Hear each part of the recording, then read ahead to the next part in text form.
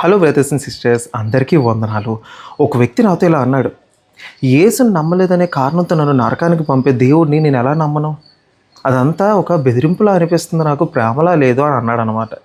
నేను అడిగాను, ఒక భవనం మంటల్లో చిక్కుకుందనుకో, ఎవరో తలుపులు బద్దలు కొట్టుకొని వచ్చి త్వరగా బయటికి రా, ఇది ఒక్కటే దారి నరిస్తే అది బెదిరింపా లేదా రక్షణ అని. అతను అడిగాడు, ఏమంటున్నావు అసలు అని. నేను అన్నాను, మనమంతా పాపం చేసాం.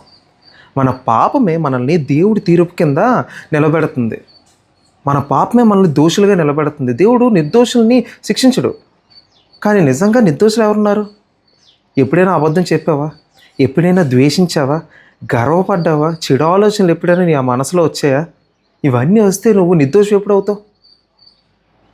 మనందరం దోషులమే. మనం ఎప్పుడూ దేవుడి యొక్క అనుగ్రహించి మహిమను పొందలేకపోతున్నాం అనేసి రోమపత్రిక 3 అధ్యాయము 23వ వచనంలో దేవుడు చెప్పారనమాట.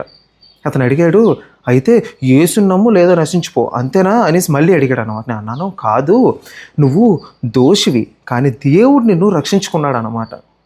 ఓకే, నువ్వు సురక్షితంగా నిలబడి ఉండగా దేవుడు నిన్ను మంటల్లో తోసేలేదు. నువ్వు అప్పటికే పతనమైపోయావు. నువ్వు అప్పటికే నశించిపోయే జాబితాలో నువ్వు ఉన్నావు. యేసు నిన్ను పట్టుకోవడానికి వచ్చాడనమాట. అందుకే యేసుక్రీస్తు ఈ లోకానికి వచ్చారు. దేనికి? శిక్షించడానికి కాదు, రక్షించడానికి మాత్రమే. అర్థమైందా? యోహాను సువార్త మీరు 3 అధ్యాయం 17వ వచనం చదివితే, దేవుడు లోకంను తీర్పు తీర్చడానికి తన కుమారుని పంపలేదు, లోకము ఆయన ద్వారా రక్షింపబడటానికే పంపించాడనమాట.